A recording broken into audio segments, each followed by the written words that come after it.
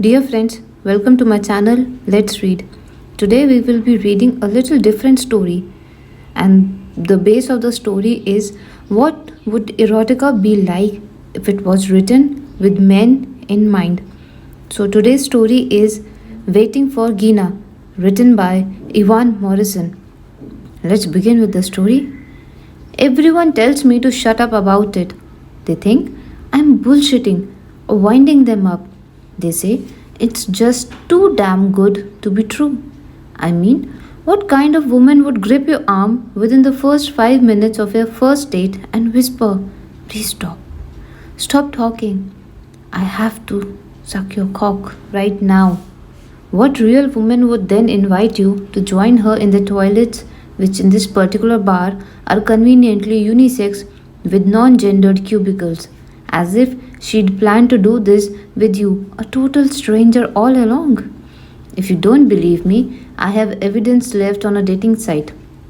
One of those ones that every guy knows exist but only ever checks out after having staggered home alone after a big night out and chatting up bird after bird to no avail.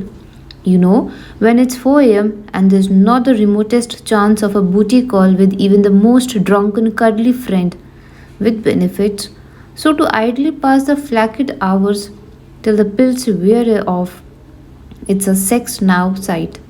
You know, the ones that use GPS to map hot and horny local babes in your neighborhood, and they are always populated by Busty Caroline and Doggy Jane, who are both deeply photoshopped and are on every other sex now site, and so don't actually exist at any locale. So, yeah, this was me, and unlike most guys who are sobered enough to call it a night when the enter your credit card details web page flashes up, I went ahead, gave them access to my life savings, and typed in a seriously misspelled and ranting profile in which I boldly described myself as many things, some of which included the words hunk and master looking for a cock worshipping slave. I think most guys have done this at least once. Well, maybe apart from the credit card details. Pathetic. And of course, I regretted it in the harsh light of day as I realized that I had just signed up for a year's subscription, which had penalties for breaking my contract, and I threw the damn phone across the room and was on the edge of puking into my boards when I heard my phone ping with a message. "Hi, hung, Master Stud," it said. "I'm Gina." Come on. I thought this is just some automated reply, right? That every scumac gets when they sign up for these scams.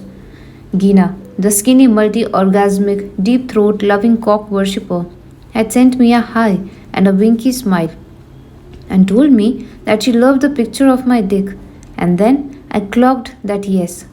Actually, before sleep, I had, for real, posted a pic, but not my own, since I'd been too pissed to achieve the necessaries, but a random, quickly picked from a Google search of dick, or maybe even monster dick. And when I checked, it was pretty substantial and looked olive skinned, at least Latino, or maybe even, depending on how I tilted my screen. Just as well as she was fake automated message, I thought, otherwise she'd be painfully disappointed. And I'm looking at the picture of the girl in this profile. Well, it's her lips pouting in red lipstick and only her lips. A bad sign usually, and if she was real, and there was a 99% chance she wasn't, she'd have picked lips because they were best feature. That is, the entire body and face would be porridge. So not the kind of wench you'd want your mates to know you'd ever been with. But still, a mouth is a mouth, right? And the insistence in her many messages and the "Are you free at 11" and a real address to meet at told me Gina's lips were real enough for me. I agreed to the date and put on my shades, thinking, as any guy would, come on, this is too good to be true, and cautious that someone, somewhere, somehow was having a joke at my expense. So I get there and thinking, you mindless dork, how are you going to spot a girl whose only identifying feature is her Gob, and how is she going to identify you? Because the only name you gave her was Hung Master Stud, and the pick of your dick was not even your own. And this place was not anywhere near my comfort zone. It was too arty. There were these hipsters in pork pie hats and those heavy black rimmed specs and these super ironic try hard girls with pink bouffant hairdos and tattoos. You know, they have that so bored of everything in life facial expression even though they are only 19. So then I'm crapping at that the vast BBW over there, visibly scanning me, looking like some cross between a rockabilly and Betty Page's granny is Gina, and maybe those lips which she has plastered in this kind of 50s retro housewife are actually going to come over and speak to me. I'm just about to run, but I then see this girl sitting alone in the back, sipping on this straw and this black drink. And this girl is stunning in that femme fatale way. Super skinny with these incredible cheekbones and these erect nipples poking out through her silky blouse.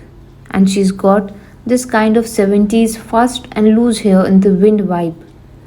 Hmm. There are footsteps, hers or mine. I can't remember exactly because of the excitement. And she stands and asks if I'm looking for someone and tells me her name.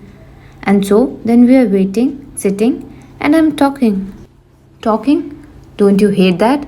You know, when you are just spouting every kind of panicked crap because a woman is just so beautiful and her vast black eyes look up through her jet black hair in this heavy smudged eyeshadow, and these things are stirring every part of me. And all she says at that point that I can remember is, people talk so much. And she has this way with glances. I can tell she's looking at my lips and not hearing what I'm saying. Then it came to me that maybe those hipsters out there were making an art project and they'd installed a hidden camera in the box. Maybe I was going to be guy number 352 in some montage of losers they'd edit together for some smart me video installation entitled Waiting for Gina, or maybe they'd post it on YouTube. I stood there in the toilet cubicle feeling like a dog to be and thinking I'd give it one more minute, then leg it. But then I heard the outer door. Then I heard heels. She was wearing these strappy things with peekaboo toes. There was a knock on my cubicle and I opened the door and she was there. Her eyes flashing, her finger to my mouth, her lips in a shape. Gina wasted no time. She locked the cubicle door behind herself and crouched. No kiss, no talk, no eye to eye. She undid my belt to free my cock and balls and started gogging herself, filling her mouth as she rolled my length across her cheeks, all the time making these whimpering noises. She pulled her split skirt to the side and started frigging her clit frantically as she sucked and kissed my dick. It was maybe due to the fear that we were going to get caught any minute and the noises that came from her, which were getting wilder as she placed 100 tiny kisses on my shaft and ran my dick over her closed eyes and held it to her cheek. But I was rock hard and ready to come. I had to hold her back and stood still, staring down at her. This totally anonymous female, pleading, worshipping, fingering herself, senseless and practically weeping at the very sight, smell, and taste of my dick, with those pretty eyes staring up at me and begging me to let her suck. I nodded, and she forced herself to gag again and again till the whimpering became a gasping. My sperm shot across her face, and she tore open her blouse so that I could spray her nipples, and this triggered spasm through her, her legs spilling out under the next cubicle with a scream that surely everyone in the entire bar must have heard. And all of this could have only taken a minute. I had this strange need to kiss her and thank her and maybe whisper or hold her or do at least a little part of the unusual male female communication stuff. But she put a pussy wet finger to my mouth and turned her back to me. The two of us stood there facing the cubicle door, listening for the sounds of humans beyond as my dick shriveled to nothing in her hand. She was shivering, and although we were close in that small space, after I tucked myself back in, she didn't want to touch me or me to touch her. We were like two criminals hiding from the cops, listening for sounds. There were footsteps, male sounding, and then the hand dryer went on. We stood there for minutes like this, unmoving, and she didn't make eye contact with me. As soon as we heard the outer door opening and closing, she undid the lock and slipped out without a word or backward glance. I waited another minute and thought I'd meet her at her table and get her number, but there was no sight of her. I waited an hour, then another, but she was gone. Some friends have said she must have been suffering from borderline personality disorder or was someone with STDs who couldn't meet using her real identity, or that she was a frustrated housewife or a suicide. I'm pretty sure Gina never returned to that bar because I spent many evenings and mornings waiting for her there. I couldn't raise her because actually I knew nothing about her. Where she worked, what clubs and music she liked, did she have any family, any of the things we might have discussed on a date. When I checked the website again, her profile had been erased, or maybe she had 10 new ones, all in different names, all with different pictures of a mouth or different woman's mouth or any other body parts from the millions on the net. All I know is that since this encounter, I can't stand the small talk and the chatting up and what movies we've seen and books we have read.